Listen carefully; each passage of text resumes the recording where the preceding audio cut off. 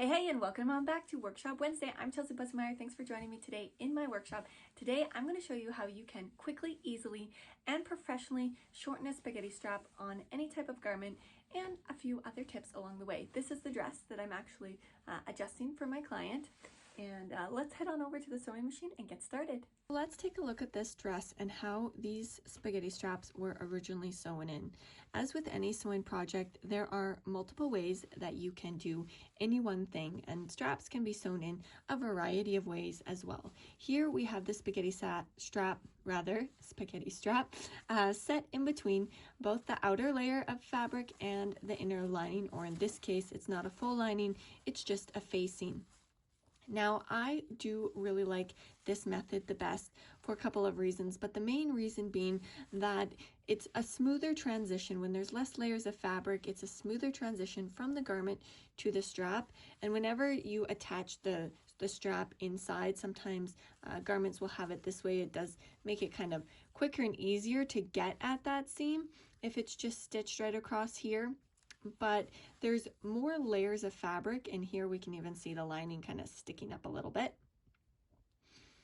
And even so, it's not laying as flush with the front of the garment. So when we set that strap in between the two layers, it just has a nicer effect, and it will depend whether your garment has any stretch and how much stability it has. If it pulls at that strap point, there's always just the weight of the garment is hanging on the strap, so it often pulls, but that can also cause the lining to roll up. If you've attached it to the back of the lining, then sometimes it pulls up the lining and then you see it more, and there's a lot of little kind of cosmetic reasons why it's really not as optimal to attach it to just the inside of your garment as it is to set it in between the layers. So I was excited when I saw that this garment just has a facing, not a full lining, and not a full lining that is stitched together. So it makes it really easy to come inside and even look at the tip of the strap in here and what's going on. So first of all, the main thing to remember when we are shortening straps is we've got to make sure that it doesn't twist at all when we are shortening it. So if you take the strap totally off, we want to make sure that it's not twisted when it goes back in. Here I'm just going to mark right at my pin with my chalk where I want to shorten that strap to, so that I can remove my pin. And I always like to just do a quick check to see if the amount that I've pinned is symmetrical. And I don't check actually the amount that I've pinned to remove. I always check the amount of the strap that's staying on the dress, because I never want to assume that the straps were the same length when I got the garment. Oftentimes there is a little bit of a difference even in garments that haven't been altered, or possibly it was altered before for somebody else, as this actually is a second-hand gown. So here the straps are actually pretty much the same height, and we only have a very slight difference. If I noticed that my client was for sure kind of asymmetrical in the shoulders, or the bust can also affect this, make some kind of asymmetry in the gown, make one strap seem longer, then I would want to keep that. But since this is only a small amount, and this is also a bias cut gown, so it can easily kind of just hang and drape a little bit differently on the body, just as the client is moving and that kind of thing. So I'm going to just remove the same amount of strap from both sides. So I've just evened that out, marked both places, and now we're going to look at the original stitching. So this facing is top stitched. So first I'm going to remove some of this top stitching, and I'm going to remove a little bit more of the top stitching than of how much I need to open up around the strap itself. So the strap itself just needs to be loose so that I can pull it in, pull that extra length in, but I want to be able to also get at the seam that's holding the facing on easily. So that's why I'm removing a little bit more of this top stitching than underneath, so that I can really connect to both ends of that seam. So if I open it up here, oh, it's got some black interfacing in here. Black is always a little trickier to see on the camera for tutorials. I found it seems like medium kind of tone colors. Maybe we can see better on this side. Yeah, that seems like it.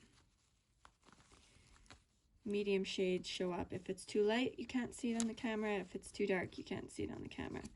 So here, I've just removed the top stitching, and now I can easily get at the stitching that attaches that facing to the garment and also that holds that strap in place. So I'm just gonna go over here so we can see better here. Just snip that thread. Oh yeah, here you can see as well they've zigzagged over top of the tip of the strap quite a few times, so I need to loosen that to completely detach the strap from the garment. Back stitching is always so fun to unpick.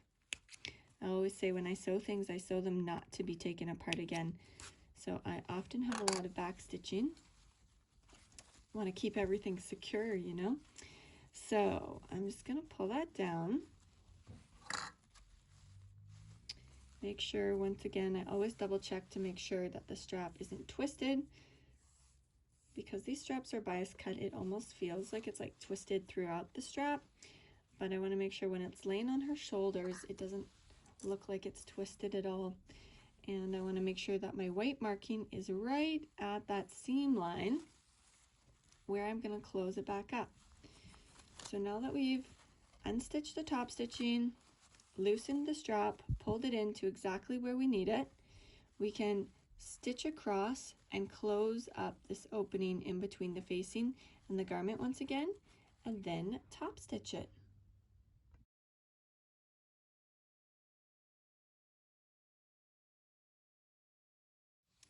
So here you go. Now you can see how the top stitching has met up with the original top stitching, and the strap is set in between the two layers. The only thing left here is we have this extra length sticking out from behind the facing. So I'm going to just trim that down at about the length of the facing. It'll be a little bit longer than what it was originally at. It just had the extra length to the size of the seam allowance. But that way we have that extra material in there if we need it. I always like to leave things in if it doesn't need to be removed. Of course, when you have the garment on, you can always see if you notice the end of that strap, if it's longer, if it needs to be trimmed up. But if it's not hurting anything, I love to just leave things in, and it just looks so nice and professional as well if you truly just do the original finish, or when you're making garments with straps, setting it in between the layers if you have a facing or a lining, and it holds and pulls just so much nicer, so that you're not getting that kind of lining roll or bump at the edge of where that strap attaches to your garment. And that's it. Well, that wraps up this episode of Workshop Wednesday. Thanks for joining me.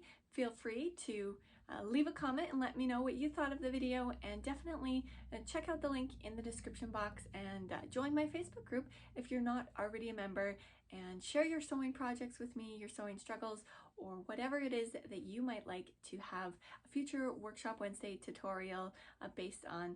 I'd love to hear from you. Until then, take care and happy sewing!